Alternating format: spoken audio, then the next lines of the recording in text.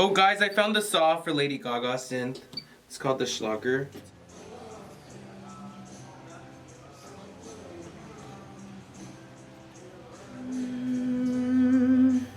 When did I first start singing? Okay, so yeah, so it started in church. I remember I would sing like really like kiddie songs. Like I remember I had this CD that was like Christian kid bops. I've always been very shy and very introverted, like the kids that I teach now. And I think as a vocalist, I'm very known for like my belt.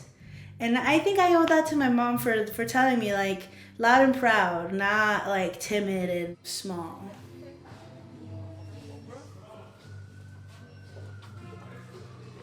I was always really drawn to the lyrics of a song. I was known as like the human karaoke or the human Shazam. I'm learning that a lot of songs aren't exactly true.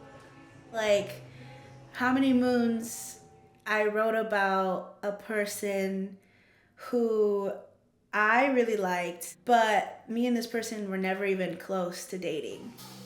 So it's like creating this mix of fiction and nonfiction, but still making it to where the listener can like relate to it, you know?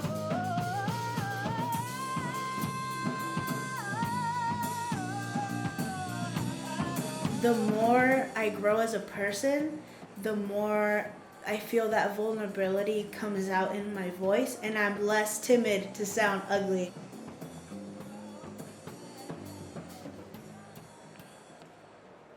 Tom's the person who corrects you for saying the composer's name wrong. So he'll be like, Beethoven. We do say Debussy.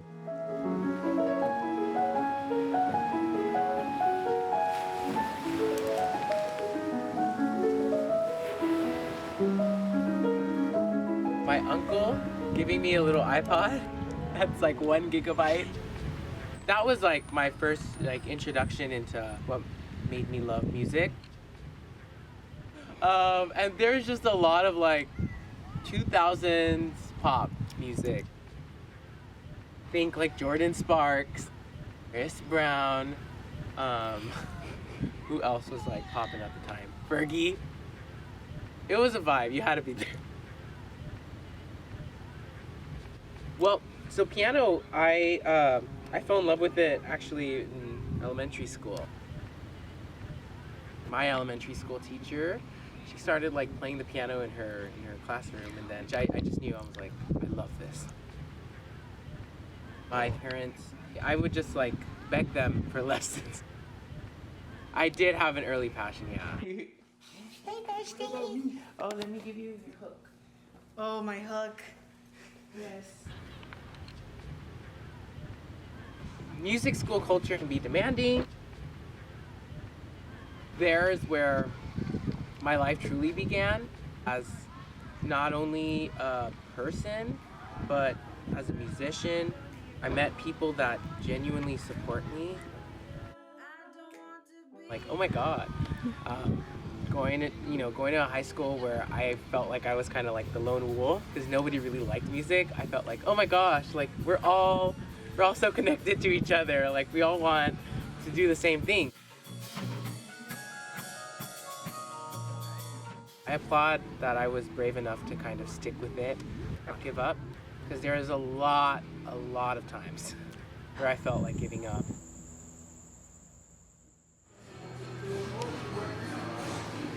Hey, how do I know if the answer is right or not? It's not bad. I'm just kidding. I'm just saying yes. Otra. I never would have thought that doing music was going to be my dream and passion. But I shouldn't be surprised though, like, cause my dad, he's a musician, so for as long as I can remember, music has always been around me. I would always see my dad practice his instrument, and he would always show me like tons of music of different genres, and he was in a band, and I was always around it. I knew all his friends, they all knew me. I was little, and I remember he told me to get on the drums one time, and then I just started playing drums, doing whatever. But I was so happy. I first got into producing when I was a freshman in high school. During that time, my parents bought a MacBook and I had GarageBand, so I would go in there to mess around and try to create something. Instead of playing video games every night, I would be on there, try to make beats. It was just for fun, nothing serious. Most of it was trash, but I was proud of what I've made, I wouldn't like to tell anybody that I made beats. There's like a trend going on where kids would like upload music to SoundCloud and try to be rappers, and people will make fun of it. But as time went by, as the more I did it, like I really wanted to take it to another level. Like I actually wanted to learn the art.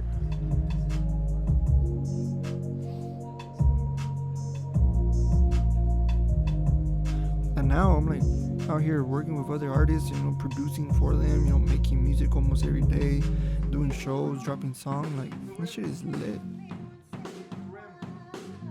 I found what I'm meant to do, and I'm never gonna stop no matter the outcome. Hell no. Isa, I met in math class, a freshman year. Yeah, I was like, oh, hi, I'm Aziza, I'm a saxophone major. And he was like, I'm piano. He ended up going to my practice room. I remember vividly, I started playing I Adele. think he played Someone Like You, and then I sang for him. She sang so beautifully, and that sparked something. I was like, oh my gosh, like, huh? Like, can I produce you? And then I remember Tom showed me like his own songwriting, and I just remember being like so inspired by Tom's artistry. And then that's when he was like, oh my gosh, we have to do something together. Jesus came into the picture when Aziza met him at a studio internship. Tell like all about the music industry, like how to songwrite, produce, record, all the good stuff. And that's where I met Aziza. And me and Jesus were like the only people in our class that stayed throughout the whole program. So we were like, well, it's been like 2 years knowing each other. Let's get in the booth. It came out really good, honestly. It was recorded professionally, done at a professional level, and the outcome was beautiful. And I was like, wow, this is it. We have to continue.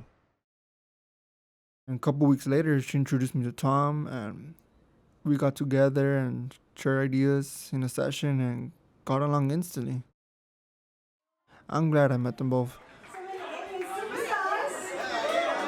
don't go too far.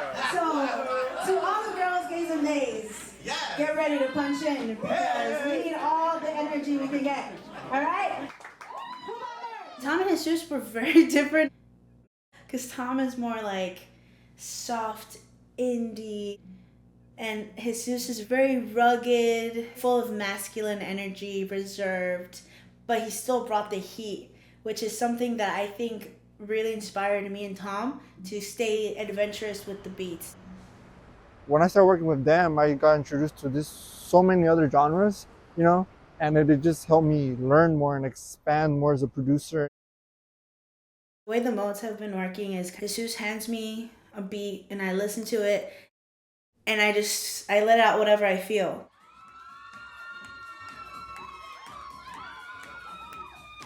This album is transformation at its finest because we've been writing and crafting these songs for almost 3 years. We're gonna explore just introspection and also just like love. A lot of cool themes I think that resonated with us as we wrote the EP. I feel like each of us were all going through stuff during our life, and when we got together, we used music and creating music as a way to heal. You know, it was our therapy. You know, that's how I feel. It's about sitting with your thoughts, sitting with your emotion, and sometimes it's uncomfortable, but if it's uncomfortable, it means it's real.